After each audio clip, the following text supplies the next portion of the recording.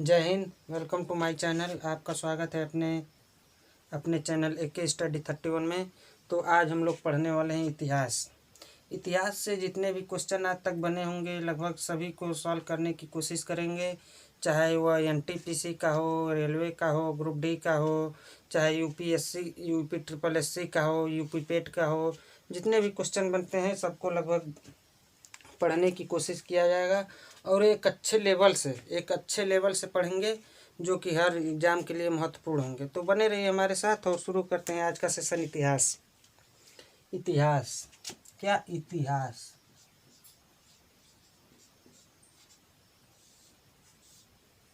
है इतिहास? इतिहास का मतलब या इतिहास का परिभाषा होता है ऐसा ही हुआ था। क्या? ऐसा ही हुआ था। इतिहास का परिभाषा, नॉर्मल परिभाषा देखा जाए तो क्या होता है? ऐसा ही हुआ था। इतिहास के पिता किसे कहा जाता है? इतिहास का पिता, तो इतिहास का पिता हेरोडोटस को कहा जाता है। हेरोडोटस को इतिहास का पिता कहा जाता है। इतिहास के पिता के साथ साथ हेरोडोटस को डेल्टा का भी पिता कहा जाता है। किसका? डेल्टा का भी पिता कहा जाता है। हेरोडोटस को इतिहास के पिता के साथ साथ डेल्टा का भी पिता कहा जाता है। हेरोडोटस ने सबसे पहला डेल्टा कहाँ देखी थी? तो नील नदी पे देखी थी। कहाँ देखी थी? नील नदी पे देखी थी। नील नदी पे हेरोडोटस ने सबसे पहला डेल्टा देखा था और जिसकी आकृति कैसी थी? तो त्रिभुजाकार थी। जो हेरोडोटस ने डेल्टा देखा था उसकी आकृति कैसी थी? तो त्रिभुजाकार थी। विश्व का सबसे बड़ा डेल्टा सुंदरबन का डेल्टा कहलाता है। किसे कहते हैं? सुंदरबन का डेल्टा विश्व का सबसे बड़ा सुंदरबन का डेल्टा कहलाता है। इसका सुंदरबन नाम कैसे पड़ा? तो यहाँ सुंदरी नामक वृक्ष पाई जाती है। जिसे मैंग्रोव वन भी कहते हैं। क्या कहते हैं? मैंग्रोव वन भी कहते हैं। मैंग्रोव का मतलब होता है खारा पानी में पनपने वाले पौधा या खारा पानी में उगने वाले पौधा। खारा पानी में पनपने वाला पौधा या खारा पानी में उगने वाला पौधा। तो ये रहा डेल्टा के बारे में। थोड़ा सा देखते हैं इतिहास। हम लोग का मेन टॉपिक क्या है? इतिहास।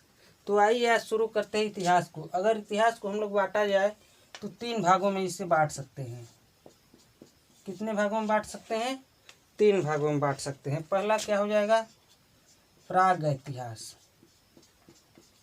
ऐतिहास, प्री हिस्ट्री।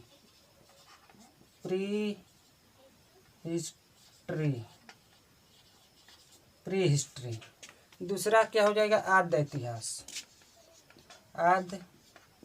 इतिहास। इसे कहते हैं प्रोटो हिस्ट्री। इंग्लिश में कहते हैं प्रोटो हिस्ट्री।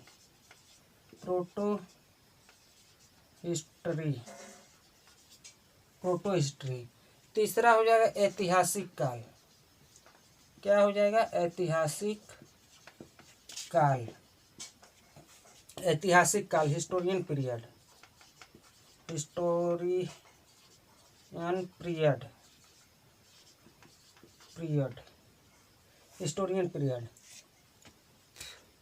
प्राग इतिहास किसे कहते हैं? वैसे इतिहास। प्राग इतिहास देखते हैं। प्राग इतिहास किसे कहते हैं? वैसे इतिहास जिसमें वस्तु की साक्ष्य, क्या? जिसमें वस्तु की साक्ष्य मिले हों, जैसे कलश हो गया, लोटा हो गया, हवन कुंड हो गया, जिसमें वस्तु के साक्ष्य मिले हों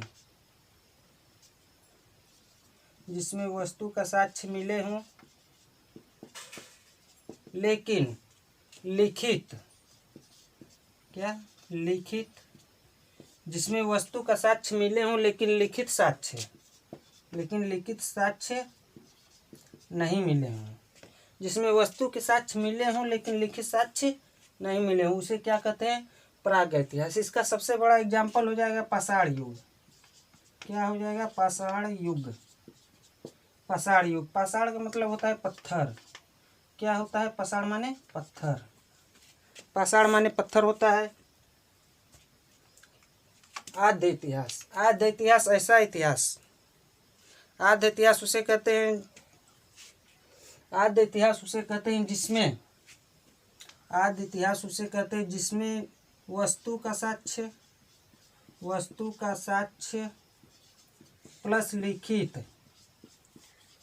वस्तु का साक्ष्य प्लस लिखित दोनों चीज़ें मिले हों, जिसमें वस्तु का साक्ष्य प्लस लिखित दोनों चीज़ें मिले हों, लेकिन क्या लिखे हुए को पढ़ा नहीं जा सकता, लिखे हुए को पढ़ा नहीं जा सकता।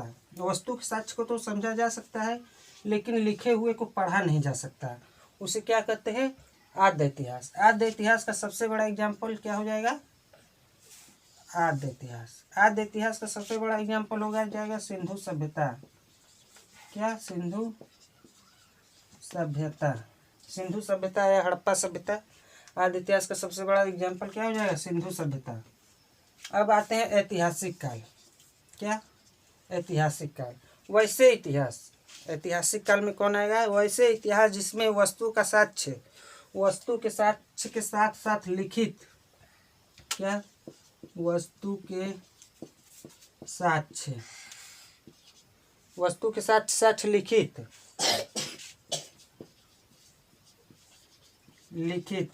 दोनों चीज़ें मिले हों, वस्तु के साक्ष्य के साथ साथ लिखित भी मिले हों, और दोनों को पढ़ा जा सकता है और समझा जा सकता है। ऐतिहासिक काल किसे कहते हैं? वैसे इतिहास जिसमें वस्तु का साक्ष्य और लिखित दोनों चीज़ें मिले हों और दोनों को पढ़ा जा सके और समझा जा सके। ये तो रहा इतिहास का छोटा सा स्ट्रक्चर। अब देखते हैं इतिहास के बाद इतिहास क्यों पढ़ें। अगर आपसे कोई पूछता है इतिहास क्यों पढ़ें, इतिहास क्यों पढ़ें, तो आपको एक जुमलेबाजी करनी है। क्या करनी है? आपको एक जुमलेबाजी करनी है। क्या कि सर जो इतिहास पढ़ते हैं, सर जो इतिहास पढ़ते हैं वो इतिहास रचते हैं, जो इतिहास पढ़ते हैं वो इतिहास रचते हैं, और जो इतिहास नहीं पढ़ते वो इतिहास के पन्नों से गायब हो जाते हैं। क्या करना है कि सर जो इतिहास पढ़ते हैं वो इतिहास रचते हैं, जो इतिहास नहीं पढ़ते वो इतिहास के पन्नों से गायब हो जाते हैं। यह जुमलेबाजी तब तक सही होगा, तब तक सही नहीं होगा जब तक इसको आप प्रूफ नहीं कर पाएंगे। यह जुमलेबाजी तब तक सही नहीं हो पाएगा जब तक इसको आप प्रूफ नहीं कर पाएंगे। तो देखते हैं, प्रूफ करते हैं। जैसे एक व्यक्ति था महापद्म नंद, एक व्यक्ति था धनानंद। क्या? धनानंद। एक व्यक्ति था अशोक, एक व्यक्ति था अकबर, एक व्यक्ति था औरंगजेब।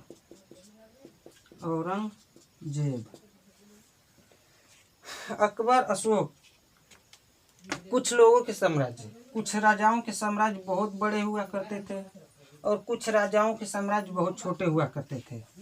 कुछ राजाओं के साम्राज्य बहुत बड़ा हुआ करते थे, कुछ राजाओं के साम्राज्य बहुत छोटे हुआ करते थे। कुछ राजा वैसे हुए जो कि बड़े साम्राज्य को और बड़ा कर लिए, और कुछ राजा ऐसे हुए जो बहुत बड़े साम्राज्य को कुछ गलती की वजह से उनका एकदम छोटे से साम्राज्य में तब्दील हो जाएगा, निराकार हो जाएगा। करने का मतलब कि एकदम नेस्तो नाबूद हो जाएगा।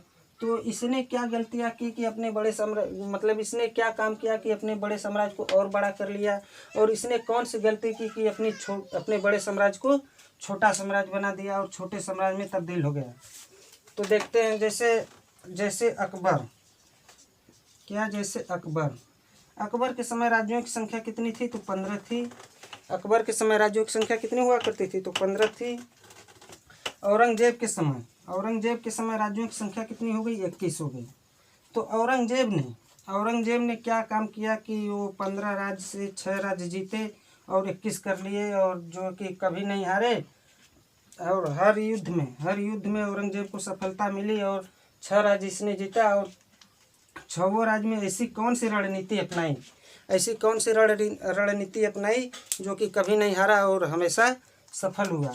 तो औरंगजेब 6 राज्य जीता। तो औरंगजेब से हम लोगों ने ऐसी नीति सीख ली कि जब औरंगजेब इस सिचुएशन में फंसा था तो उसने क्या किया था। औरंगजेब से हमने ऐसी नीति सीख ली, अकबर से सीख ली, अशोक से सीख ली, धनानंद से सीख ली, महापद्मनंद से सीख ली। अशोक महान है तो आप इससे ज़्यादा कैसे महान बन सकते हैं। अशोक महान है तो आप इससे ज़्यादा कैसे महान बन सकते हैं। औरंगजेब ने जो काम किया उसको आप कर लीजिए, औरंगजेब ने जो काम किया उसको आप कर लीजिए, अकबर ने जो काम किया आप उसको कर लीजिए, अशोक ने जो काम किया उसको कर लीजिए, धनानंद ने जो किया उसको कर लीजिए। कहने का मतलब कि जितने भी राजा हुए हैं, जितने भी राजा हुए हैं इतिहास में, उन सब के कामों को आप कर लीजिए। और उन सब के कामों को करने के बाद, उन सब के कामों को करने के बाद आपके अंदर एक ऐसी आत्मा आएगी, आपके अंदर एक ऐसी आत्मा आएगी कि आपका इतिहास इतना बड़ा लिखा जाएगा कि एक राजा था, ऐसा था, वैसा था। कहने का मतलब ये है। इतिहास क्यों पढ़ें, इतिहास क्यों पढ़ें, तो इतिहास क्यों पढ़ा जाता है, इतिहास क्यों पढ़ा जाता है। तो कहते हैं कि अतीत में हुई घटनाओं को इतिहास कहते हैं। अतीत से सीखते हैं, अतीत से सीख कर और भविष्य को बेहतर बनाने की कोशिश करते हैं। तो इतिहास क्यों पढ़ें, तो अतीत मतलब भविष्य को बनाने की चेष्टा, भविष्य को बनाने की चेष्टा अतीत से हम लोग कोशिश करते हैं, इसलिए इतिहास को पढ़ते हैं। क्या, भविष्य को बनाने की चेष्टा अतीत से, भविष्य को बनाने की चेष्टा अतीत से कोशिश करते हैं, इसलिए हम इतिहास पढ़ते हैं। एक रिक्शे वाला जानता है कि हमारा पास्ट कैसा गुजरा है। क्या एक रिक्शे वाला जानता है कि हमारा पास्ट कैसा गुजरा है, इसलिए वो अपने बच्चे को बड़े से स्कूल में पढ़ाता है और जानता है कि हमारा बच्चा बड़े से स्कूल में पढ़ेगा तो जो है कि वो भविष्य को बनाने की कोशिश करेगा। क्या, भविष्य को बनाने की कोशिश करेगा, भविष्य को बनाने की कोशिश करेगा। तो आई होप आप लोगों को इतना स्ट्रक्चर समझ में आया होगा। देखते हैं आगे। कुछ राजा ऐसे हुआ करते थे जिनको मतलब कुछ गलती की वजह से उनका बड़ा साम्राज्य एकदम छोटे साम्राज्य में तब्दील हो जाया करता था। तो देखते हैं आगे इतिहास। आई होप आपको इतना समझ में आया होगा।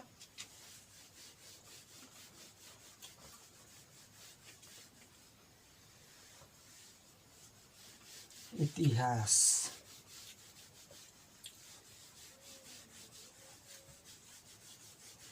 तो इतिहास में जहाँ से सबसे ज़्यादा क्वेश्चन बनते हैं, इतिहास में सबसे ज़्यादा जहाँ से क्वेश्चन बनते हैं वहीं से पढ़ना शुरू करते हैं।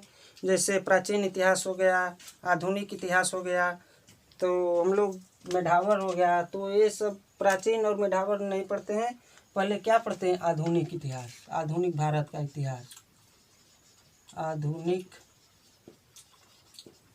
भारत का इतिहास,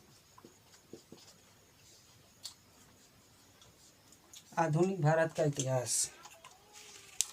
तो आधुनिक भारत का इतिहास, आधुनिक भारत के इतिहास से इस बार एनटीपीसी एकदम मतलब फिजिक्स गोल कर दिया था। जितने भी क्वेश्चन बनते थे अधिकतर 5 से 6 क्वेश्चन किससे बनते थे, आधुनिक इतिहास से बनते थे, आधुनिक इतिहास से बनते थे। इस बार एनटीपीसी में सबसे ज़्यादा क्वेश्चन कहाँ से बने हैं, आधुनिक इतिहास से बने हैं। तो बने रहिए हमारे साथ। अगर हम आधुनिक इतिहास को बांटना चाहें, आधुनिक भारत के इतिहास को बांटना चाहें तो इसके 9-10 चैप्टर बनते हैं। कितने चैप्टर बनते हैं, 9-10 चैप्टर बनते हैं। और सभी एक एक चैप्टर को बारीकी से पढ़ा जाएगा, एक एक चैप्टर को एकदम बारीकी से पढ़ा जाएगा। तो पहले देख लेते हैं कौन कौन से चैप्टर बनते हैं, इसमें कौन कौन से चैप्टर बनते हैं। पहला क्या बनेगा,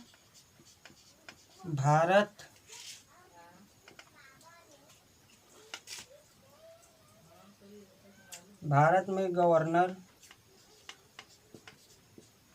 जनरल प्लस वायसराय। इससे पहले एक बनेगा क्या, भारत में यूरोपियों का आगमन, भारत में यूरोपियों का आगमन, भारत में यूरोपियों का आगमन, भारत में गवर्नर जनरल प्लस वायसराय। तीसरा क्या हो जाएगा, बंगाल के नवाब, बंगाल के नवाब। अगला क्या हो जाएगा, चौथा चैप्टर क्या हो जाएगा हमारा? चौथा चैप्टर हो जाएगा भारत में समाचार पत्रों का विकास। भारत में समाचार पत्रों का विकास। पांचवा क्या हो जाएगा? भारत में शिक्षा का विकास। क्या? भारत में शिक्षा का विकास। अगला क्या हो जाएगा? छठवां क्या हो जाएगा? भारत में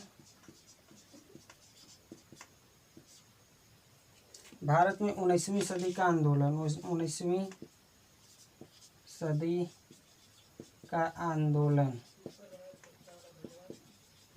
या यह कह लीजिए धर्म सुधार आंदोलन। क्या?